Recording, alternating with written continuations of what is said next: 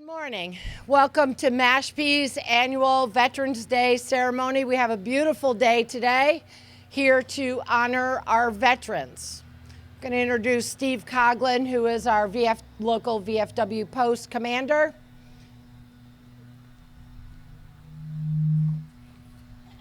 Thank you, Mary. Good morning.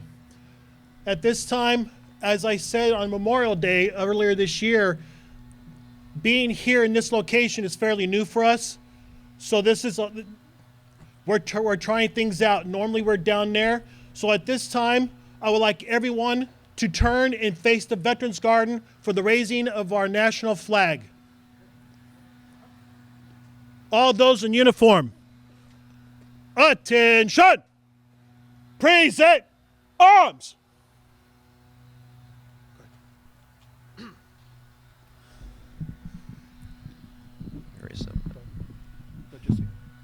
Oh, say, can you see by the dawn's early light what so proudly we hailed at the twilight's last gleaming, whose broad stripes and bright stars through the perilous fight o'er the ramparts we watched were so gallantly streaming, and the rocket's red glare, the bombs bursting in air, gave proof through the night that our flag was still there. Oh, say does that star-spangled banner yet wave o'er the land of the free and the home of the brave?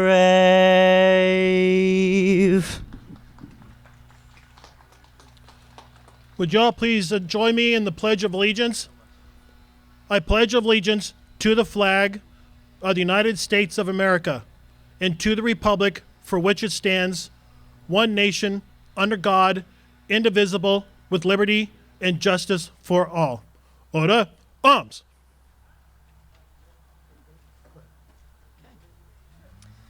I just want to mention that the national anthem today was sung by William Healey, who is a local Mashpee Public School student. Thank you very much, William. That was delightful. Now I'd like to introduce Reverend Edward Healey for the invocation.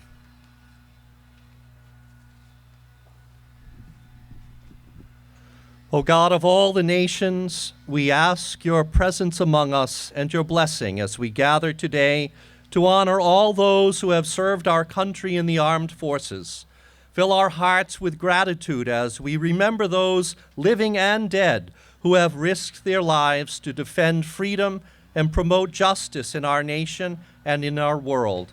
Keep us mindful of those who have returned from active duty.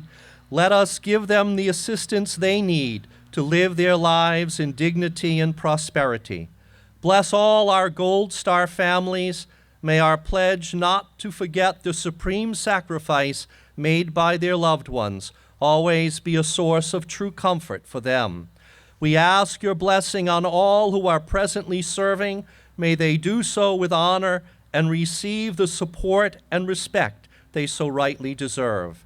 And let the example of our veterans who have so nobly served, especially those who have given their very lives for the sake of the rights we exercise and the freedoms we enjoy, inspire all of us to give more of ourselves in service of righteous causes beyond our own self-interests, so that our nation may remain great among the nations, a beacon of true freedom and justice. We ask this in your holy name. Amen. Now a word from our VFW post commander, Steve Koglin.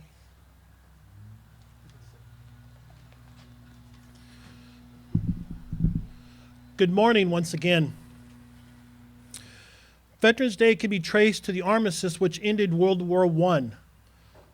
Though the peace of that treaty did not survive the fascist tyrannies of Hitler and Mussolini, the freedom enjoyed by Europeans today is the result of service and sacrifice made by millions of U.S. veterans. It is the legacy of those who have worn the uniform of the United States, a legacy of freedom, a legacy that has spread the globe. First Lieutenant Ralph Puckett, Jr. was commanding officer of the 8th Ranger Company, 82nd 13th Army Unit of the 8th U.S. Army. Outnumbered and seriously wounded twice by enemy in Usan, Korea, during a 2-day battle in 1950, he continued to lead his company of Rangers through machine gun fire in order to capture objectives and direct artillery. When his wounds prevented him from moving, he told his soldiers to leave him behind so they can withdraw. Despite his objections, his soldiers dragged him from the hill to a position of safety. Lieutenant Puckett would survive the battle and eventually retire from the Army as a colonel in 1971. Even his lengthy military career was temporary when compared to a legacy that still continues in Korea. Without the sacrifice of veterans, including Colonel Puckett, the freedom of democracy we enjoy today couldn't have blossomed in Korea, South Korean President Moon Jae-in said earlier this year at a White House ceremony in which Colonel Puckett received his well-deserved Medal of Honor from President Biden. Another distinguished hero, the late Admiral Jeremiah Denton, spoke of the long but temporary ordeal he experienced as a prisoner of war in Vietnam. If I had known when I was shot down that I would be there more than 7 years, I would have died of despondency, of despair. But I didn't. It was 1 minute at a time, 1 hour, 1 week, 1 year, and so on. If you look at it like that, anyone can do anything, unquote. That type of toughness, commitment, and perseverance is not unusual among veterans. Their exploits are legendary. Even veterans who have not experienced combat share a bond with those who have. They have all expressed a willingness to die for their country if called upon. They have all subjected themselves to a military justice system which requires strict obedience and professionalism.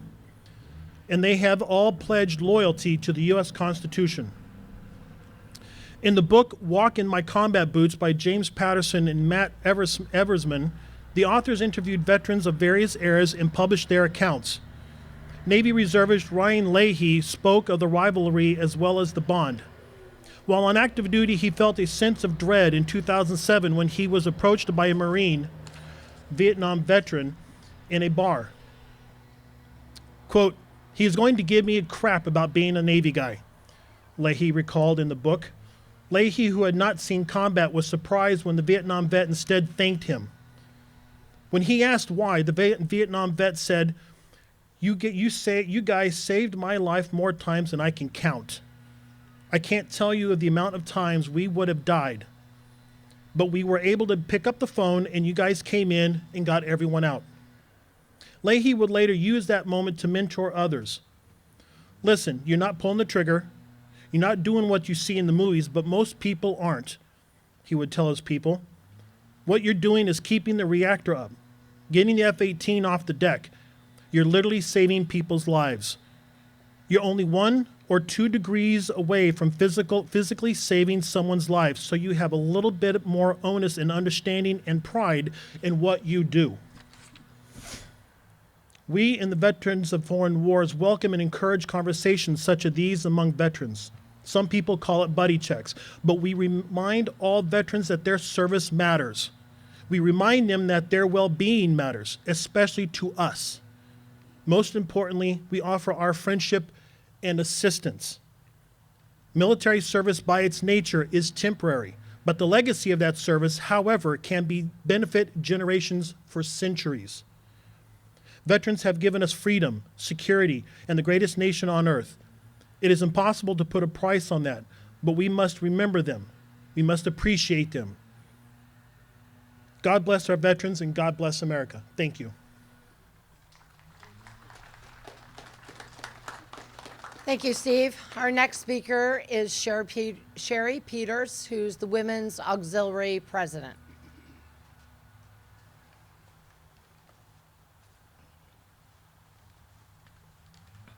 Good morning. I got a froggy voice. I think it's the weather and the change in the daylight. I can't stand it. We got too much light out here. So I'll see what happens. Good morning, everyone, and our distinguished guest. We are the Mashpee Memorial Auxiliary, Post 5489. Each of us are related to our post members and have military relations and who have served here and abroad.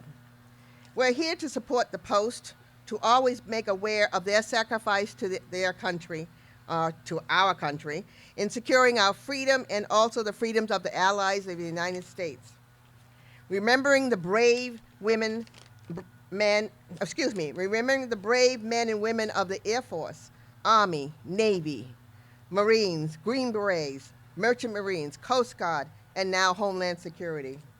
Today, we are welcoming home all our veterans who have been deployed overseas to finally be with their loved ones and their families. So if you're in the company of a veteran, please thank them for their service. And also respect the wishes of the veterans with their special rescue dogs. It's very special to them. And they had a segment on TV this morning explaining the whole issue of the dog, which is needed for our veterans coming home. So please thank them for their service. God bless.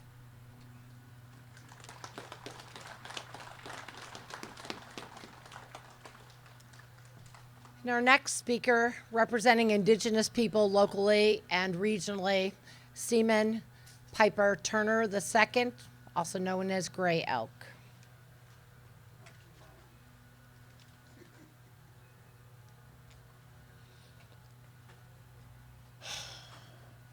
Good morning. I'm not really much of a speaker, but as I grow older, I've grown a lot of wisdom. And this is something that people don't teach to their children. All of you young fellows, if you're interested in the military, think about it. Talk to your parents about it. I was one of the lucky ones. I grew up in the Yellow House on the Hill, Parsonage. Lived there from 1942 to 1958. The museum, my aunt and uncle's house, George Avant. I don't know if you've seen the headstone down on 130 near the Plaza del Sol. It's pronounced here, Avant. I was lucky enough to go to France because of my knowledge of automotive repair and history in my heritage. My dad started calling me MacGyver. 2 weeks after the first MacGyver show, I've started 2 businesses, flat broke, and snowballed it. Money, all you gotta do, don't get into this drug stuff and any other thing, and don't go crazy over money. Think about it wisely. My sister and I, Patricia,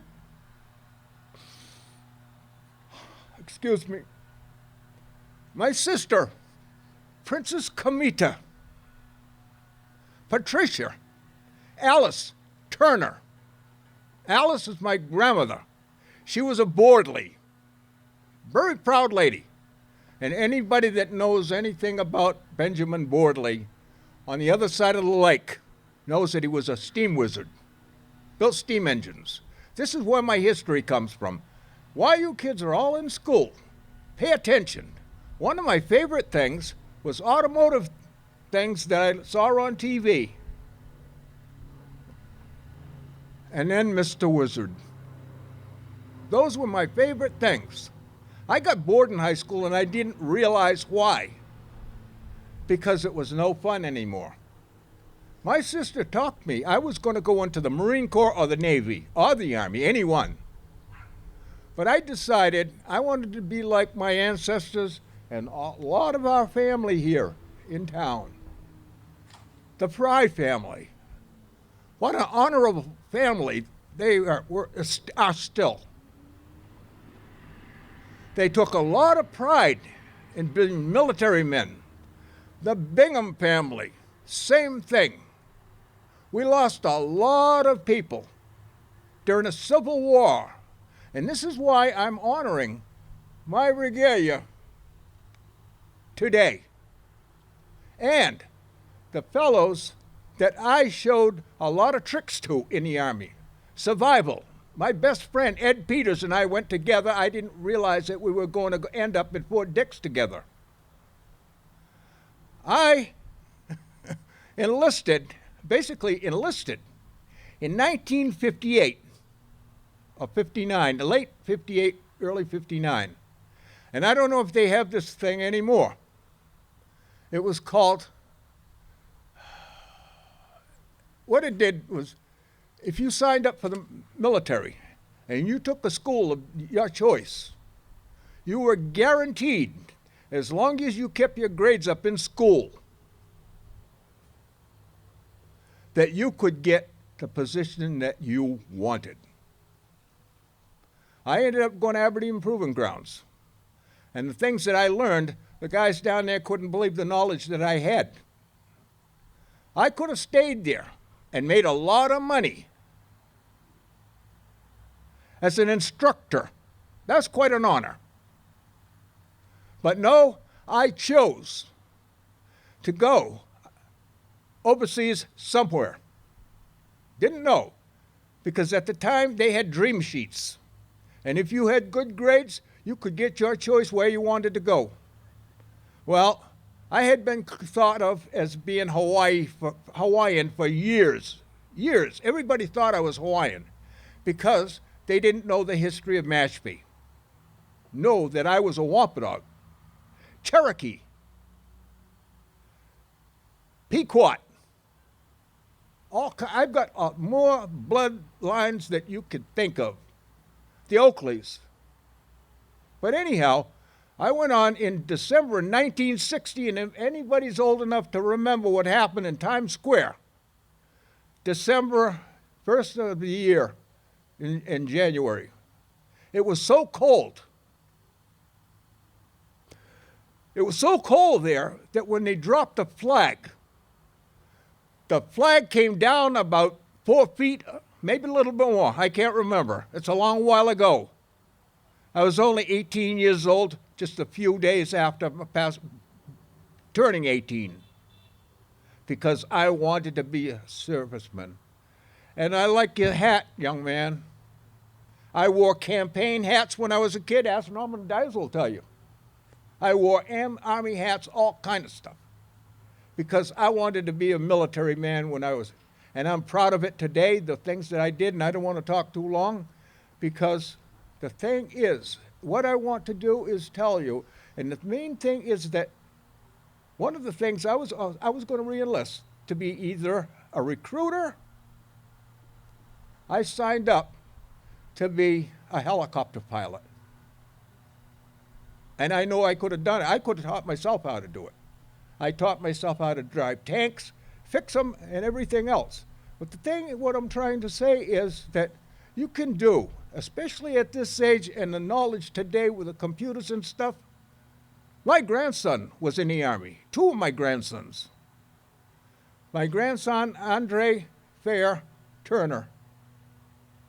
My daughter, Naomi Helene Turner, high school dropout,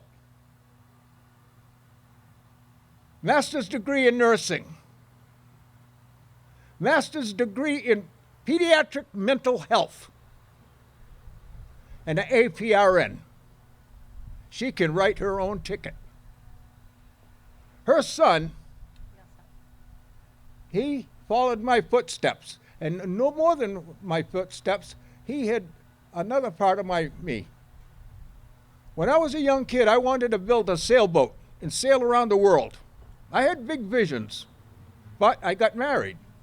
In fact, I thought I was going to marry, where is the young lady? Sherry Peters.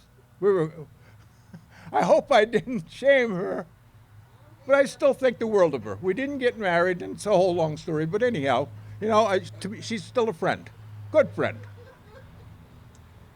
And like I say, her family, they're still like my family. Her Uncle Mickey was my stepfather, I call him. Good people, unbelievable people.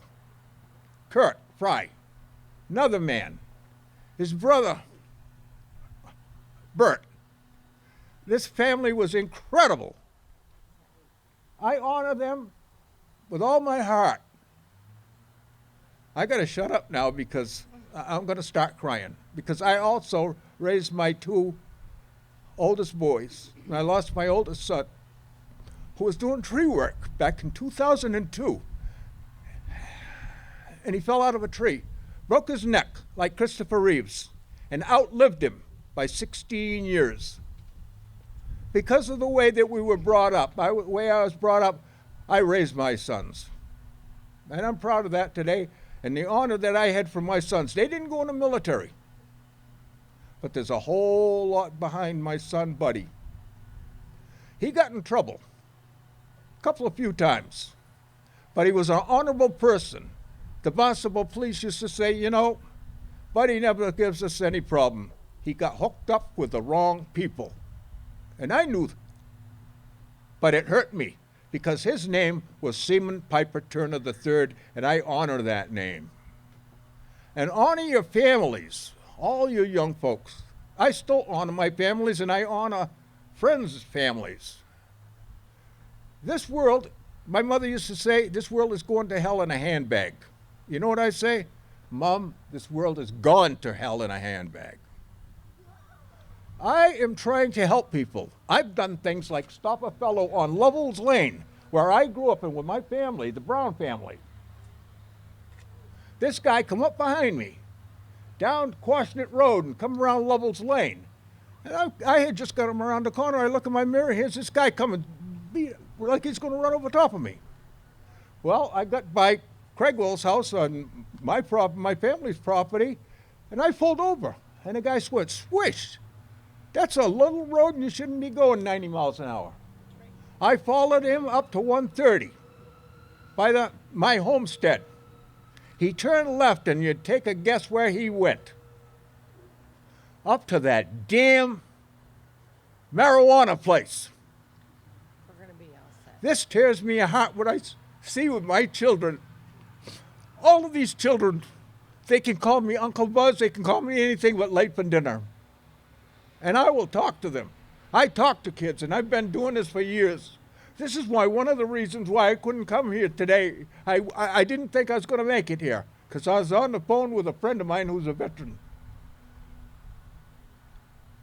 I want people to know who I am. And it's sad to see what happens to our young people. They're going to run our country.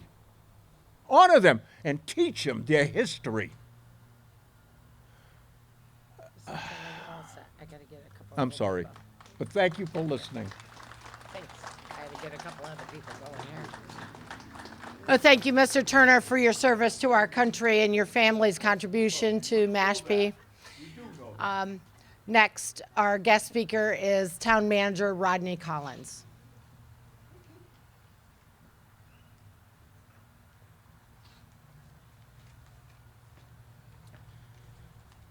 It's an honor to stand before these heroes. Commander Koglin, select board members, tribal leaders, distinguished veterans, and guests. We gather here on this sacred day to honor those that symbolize honor through their courage, pride, devotion to duty, sacrifice, and spirit.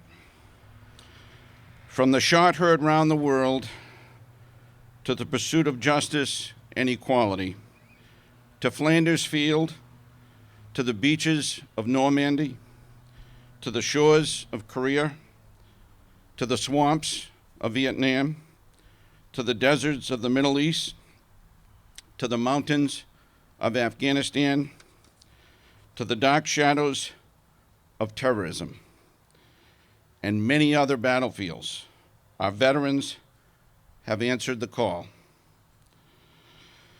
The honor roll of those who stood strong and tall surround us here, especially Native Americans, right over there. General George S. Patton once said, and I quote, "I am a soldier. I fight where I am told, and I win where I fight," close quote. The men and women of the Army, Marine Corps, Navy, Air Force, Space Force, and Coast Guard do not pick and choose when to fight or where to fight. They are assigned missions. We must keep that in perspective, so when differences arise on where we are fighting or what we are fighting for, we don't blame the men and women of the military. They are simply following orders. To find inspiration, look at the heroics and achievements of people like John McCain, Max Cleland, and Colin Powell, the latter two who we just recently lost. Today, we salute those who have served and those who have sacrificed. We share tremendous gratitude for veterans, and as a community, we say thank you to the armed forces for preserving our freedoms and keeping us safe. Thank you. It's now my privilege to introduce Chair of the Mashpee Select Board, Carol Sherman.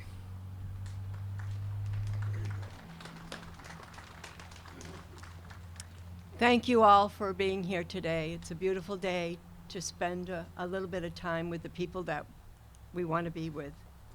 We are gathered here today as a community to pay tribute to our veterans. We must pause to think of those who have sacrificed. We must never forget them. We must support our veterans who are here with us. It means extending appreciation to a veteran for their service when you have an opportunity. It means making time for worthy causes, such as Heroes in Transition or other programs focused on the needs of our veterans. It means paying respect when a veteran goes by in a parade. It means being willing to lend a veteran a helping hand. Veterans are a group of admired heroes among us. Although our country is sometimes divided, we should find common ground on one unified front. Support of our veterans. It is a core element to patriotism. Our veterans have answered the call of duty with distinction and dignity. They have never wandered and have protected our natural security interests with bravery. Today, we say thank you to these heroes, and we recognize them on this Veterans Day, and God bless you all. Thank you.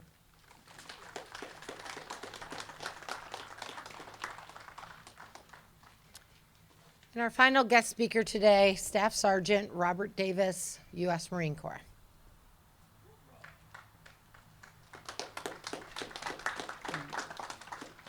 Good morning.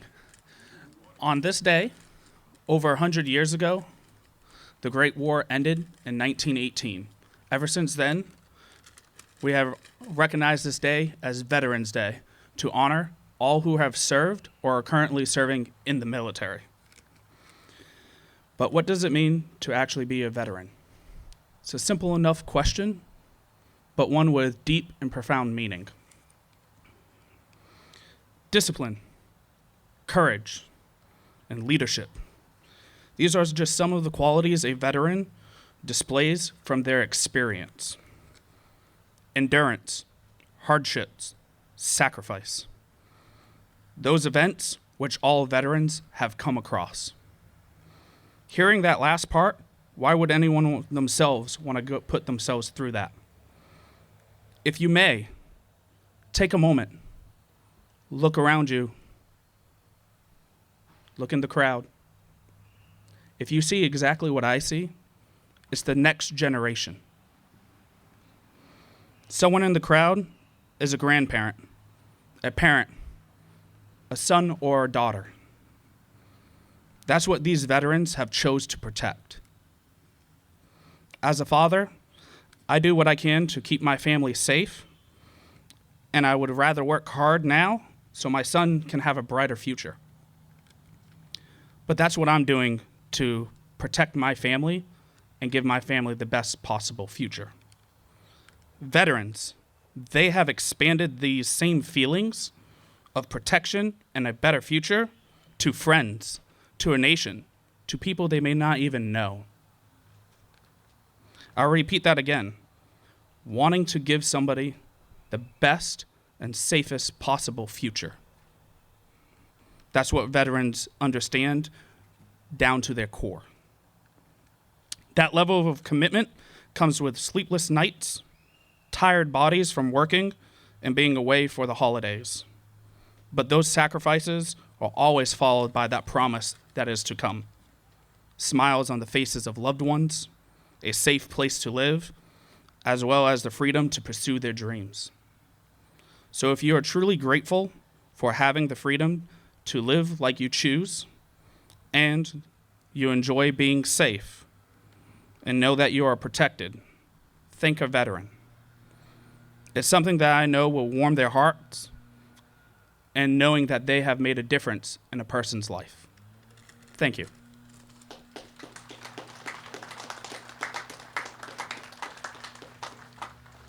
Thank you. I'm going to invite Reverend Healey once again to offer the benediction.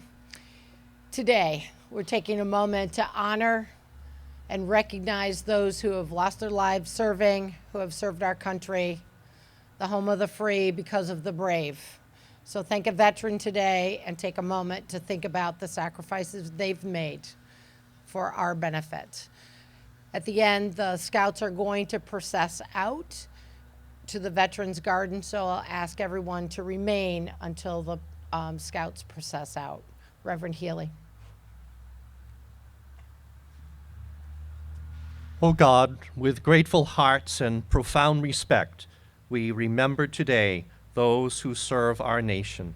Continue to raise up in our land soldiers and citizens who honor you by loving neighbor even to the point of self-sacrifice. Bring to the light and peace of your presence all who have died, especially those who have so generously served in our armed forces to defend and promote our noblest ideals as a nation.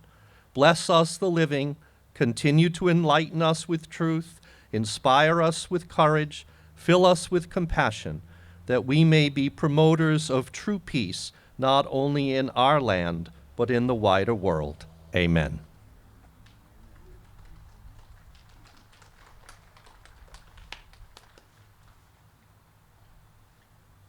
Thank you, and thank you for all being here today. We really appreciate it. Enjoy this beautiful day.